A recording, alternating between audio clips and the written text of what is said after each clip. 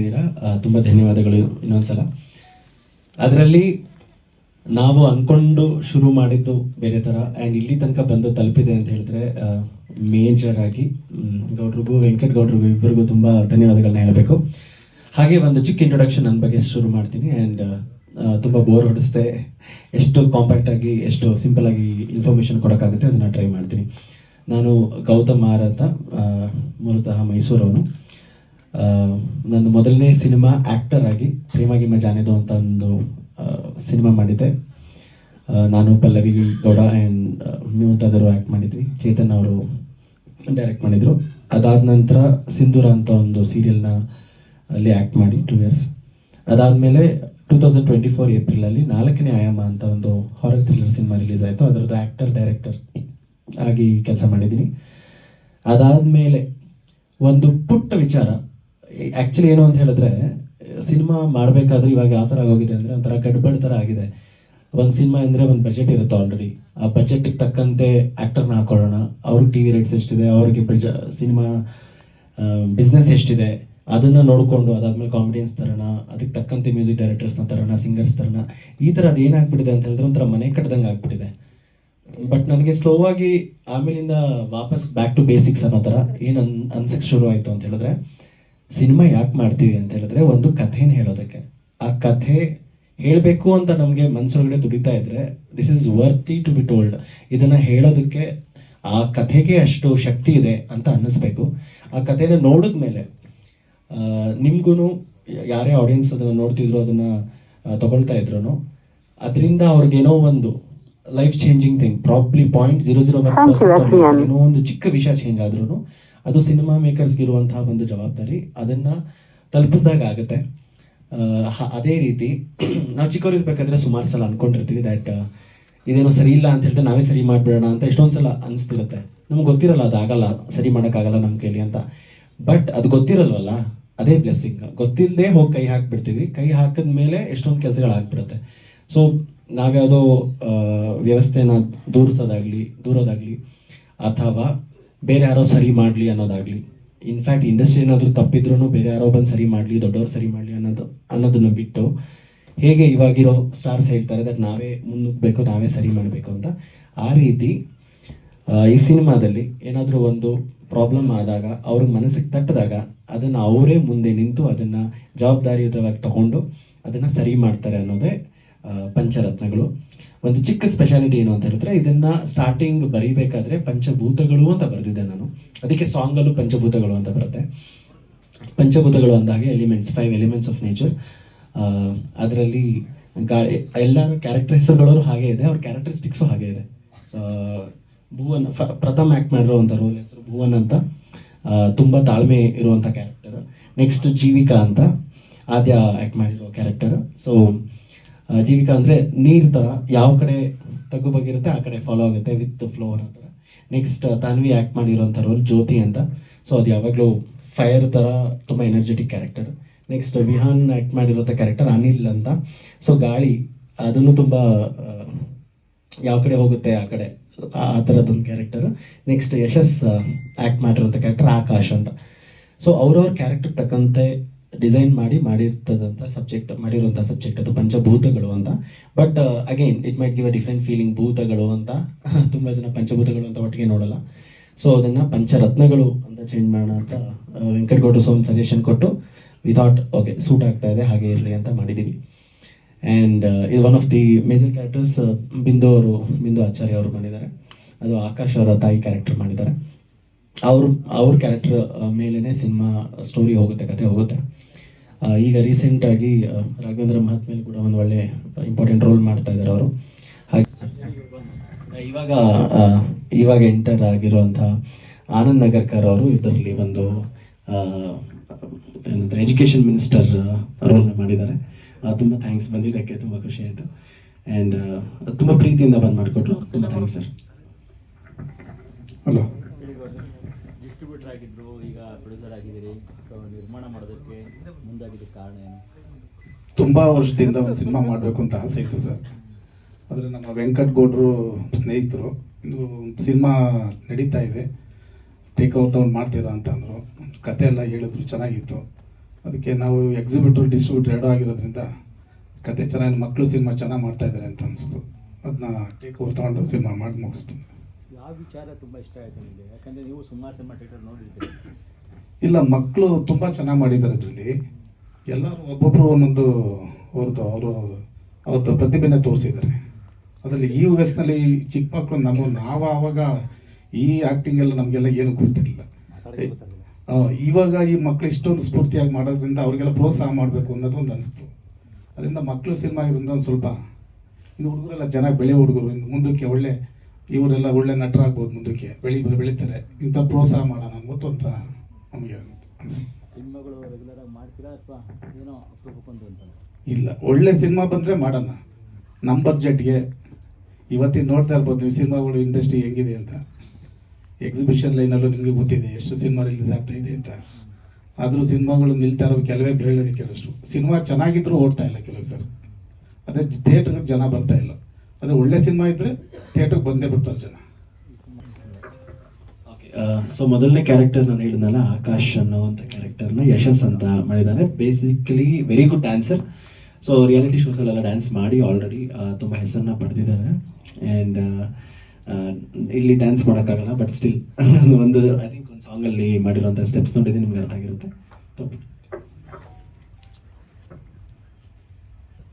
ನಿನ್ನ ಹೆಸರು, ಯಾವ ಸ್ಟ್ಯಾಂಡರ್ಡ್ ಓದ್ತಾ ಇದೆಯಾ? ನನ್ನ ಹೆಸರು ಯಶಸ್. ನಾನು 4th ಓದ್ತಾ ಇದ್ದೀನಿ. ಸ್ಕೂಲು PMC ಕೇಂದ್ರೀಯ ವಿದ್ಯಾಲಯ ಮೈಸೂರು. ನಂಗೆ ಫಿಲಮು ಎಂಜಾಯ್ ಮಾಡಿದೆ. ಗೌತಮ್ ಸರ್ ಏನೇನು ಕೊಟ್ಟು ಅದನ್ನು ಮಾಡಿದೆ. ಹ್ಯಾಪಿ ಆಗಿದ್ದೆ. ಎಷ್ಟು ದಿನ ರಜಾ ಹಾಕಿದ್ದೆ ಸ್ಕೂಲ್ಗೆ?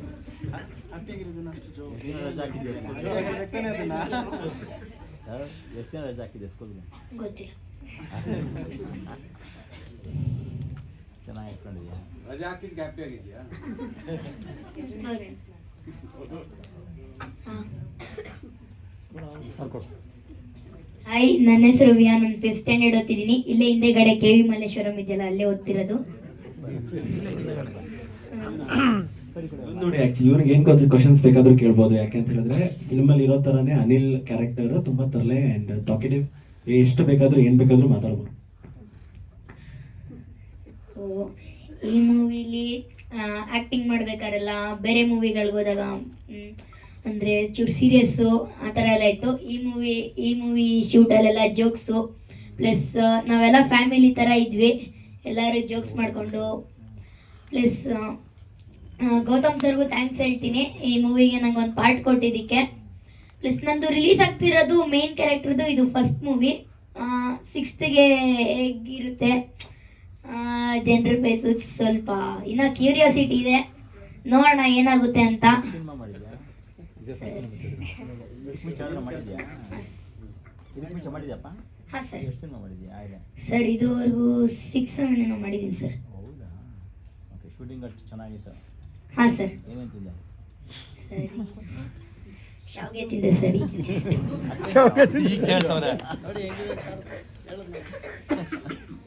ಸರ್, ಈ ಮೂವಿಲಿ ನನ್ನ ನೇಮು ಅನಿಲ್ ಅಂತ. ಅಂದರೆ ಮೀನಿಂಗು ಗಾಳಿ ಅಷ್ಟು ಶುದ್ಧ ತರಲೆ. Okay sir, thank you. ನಮಸ್ತೆ ಎಲ್ಲರಿಗೂ. ನನ್ನ ಹೆಸರು ತನ್ವಿ. ನನ್ನ ವಾಯ್ಸ್ ಕ್ಲಿಯರ್ ಇಲ್ಲ, ನನಗೆ ಫೀವರ್ ಇದೆ, ಸೊ ಸಾರಿ. ಬಟ್ ನನಗೆ ಎಷ್ಟಾಗುತ್ತೆ ಅಷ್ಟು ಚೆನ್ನಾಗಿ ಮಾತಾಡೋಕ್ಕೆ ಟ್ರೈ ಮಾಡ್ತೀನಿ. ನನಗೆ ಈ ಮೂವಿಗೆ ಬಂದಾಗ ಆಡಿಷನ್ ಕೊಟ್ಟಾಗ ಅಷ್ಟು ಹೋಪ್ಸ್ ಇರಲಿಲ್ಲ, ಬಟ್ ಸಡನ್ನಾಗಿ ಸೆಲೆಕ್ಟ್ ಆಗಿ ತುಂಬ ಖುಷಿ ಆಯಿತು. ಈ ಮೂವಿ ನನಗೆ ಮತ್ತು ಎಲ್ಲರಿಗೂ ಇಷ್ಟ ಆಗುತ್ತೆ ಅಂತ ನಂಬ್ಕೊತೀನಿ. ನಾನು ಈ ಮೂವಿಯಲ್ಲಿ ಜ್ಯೋತಿ ಅನ್ನೋ ಕ್ಯಾರೆಕ್ಟರ್ ಪ್ಲೇ ಮಾಡ್ತಿದ್ದೀನಿ. ಜ್ಯೋತಿ ಅನ್ನೋದು ಇಟ್ಸ್ ಲೈಕ್ ಅದು ಒಂದು ದೀಪ ಥರ, ಯಾವತ್ತಿದ್ರೂ ಉರಿತಾ ಇರುತ್ತೆ, ಯಾವತ್ತಿದ್ರೂ ಸ್ಟ್ರಾಂಗ್ ಇರುತ್ತೆ. ಸೊ ಎಷ್ಟಾಗಿತ್ತು ಅಷ್ಟು ಆ ಮೂವಿಯಲ್ಲಿ ನಾನು ಸ್ಟ್ರಾಂಗ್ ಆಗಿರೋಕ್ಕೆ ಟ್ರೈ ಮಾಡಿದ್ದೆ. ಮತ್ತು ಎಲ್ಲ ನನ್ನ ಟೀಮ್ ಮೆಂಬರ್ಸು ನನಗೆ ಕೋಆಪ್ರೇಟ್ ಮಾಡಿದ್ದಾರೆ, ಮತ್ತು ಗೌತಮ್ ಸರ್ ತುಂಬ ಹೆಲ್ಪ್ ಮಾಡಿದ್ದಾರೆ ಈ ಮೂವಿಯಲ್ಲಿ. ಈ ಮೂವಿದು ಸ್ಕ್ರಿಪ್ಟ್ ಮತ್ತು ಮಾರಲ್ ತುಂಬ ಇಷ್ಟ ಆಯಿತು ನನಗೆ. And I hope everyone will like this movie and see with all their hearts. Thank you. ಎಲ್ಲರಿಗೂ ನಮಸ್ತೆ. ನಾನು ಆದ್ಯ. ಸೊ ನಾನು ಈ ಸಿನಿಮಾದಲ್ಲಿ ಜೀವಿತ ಅನ್ನೋ ಪಾತ್ರವನ್ನು ಮಾಡಿದ್ದೀನಿ. ಆ್ಯಂಡ್ ಸೊ ಈ ಮೂವಿಯ ಡೈರೆಕ್ಟರ್ ಆದ ಗೌತಮ್ ಸರ್ ತುಂಬಾ ಫ್ರೆಂಡ್ಲಿ ಆಗಿದ್ದರು. ಆ್ಯಂಡ್ ಎಲ್ಲರೂ ನನ್ನ ಹತ್ರ ತುಂಬಾ ಎಂಜಾಯಿಂಗ್ ಆಗಿದ್ದರು. ಮತ್ತು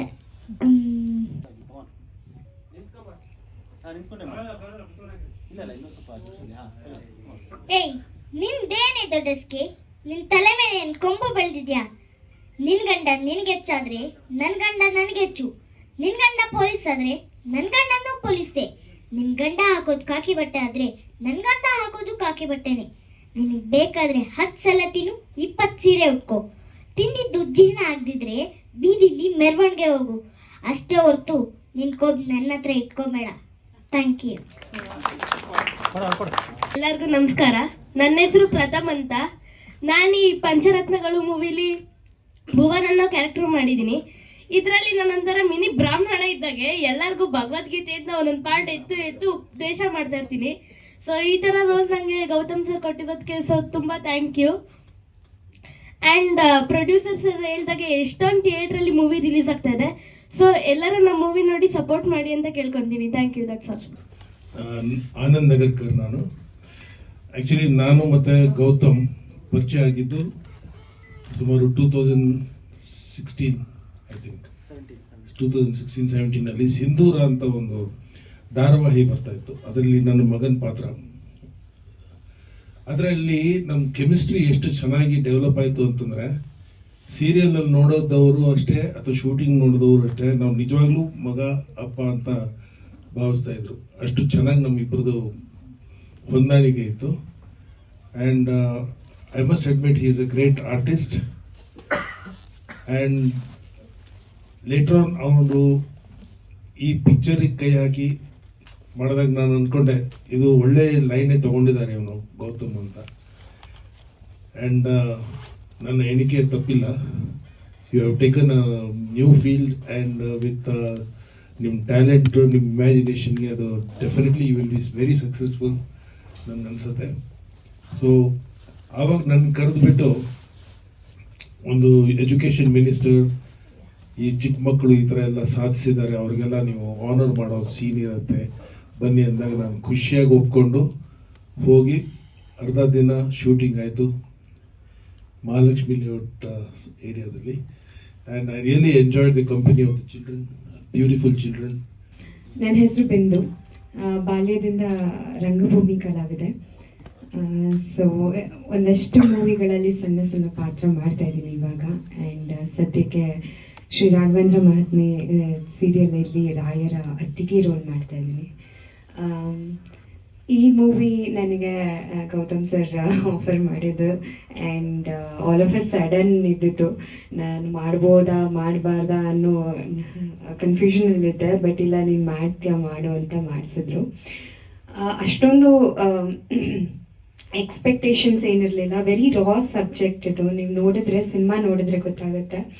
ತುಂಬ ಏನೋ ಫ್ಯಾಂಟಸಿ ಆಗಲಿ ಏನೋ ತುಂಬ ಕಲರ್ಫುಲ್ ಆ ಥರ ಎಲ್ಲ ಏನೂ ಬರಲ್ಲ. ರಾ ಸಬ್ಜೆಕ್ಟ್, ದಿನನಿತ್ಯದಲ್ಲಿ ಏನು ನಡೆಯುತ್ತೆ ಅದು. ಬಟ್ ಅದರಲ್ಲೂ ಒಂದಷ್ಟು ಮೆಸೇಜ್ನ ಪಾಸ್ ಆನ್ ಮಾಡ್ಬೋದು ನಾವು ಆಡಿಯನ್ಸ್ಗೆ ಹೇಗೆ ಹೇಳ್ಬೋದು ಅನ್ನೋದನ್ನು ಪ್ರಯತ್ನ ಪಟ್ಟಿದ್ದೀವಿ ಇಲ್ಲಿ. ತುಂಬ ಸಿಂಪಲ್ ಮೆಸೇಜ್. ಲೈಕ್ ಮಕ್ಕಳು ಎಲ್ಲರೂ ವಿಭಿನ್ನ ರೀತಿ ಇರ್ತಾರೆ. ಜಸ್ಟ್ ಬಿಕಾಸ್ ಒಬ್ಬರು ಚೆನ್ನಾಗಿ ಸ್ಕೋರ್ ಮಾಡ್ತಾರೆ ಅಂದ ತಕ್ಷಣ ಅವರು ಗ್ರೇಟು, ಇನ್ನೊಬ್ಬರು ಏನೋ ಅವರಷ್ಟು ಟ್ಯಾಲೆಂಟೆಡ್ ಇಲ್ಲ ಅಂತ ಹೇಳೋದಕ್ಕಾಗೋದಿಲ್ಲ.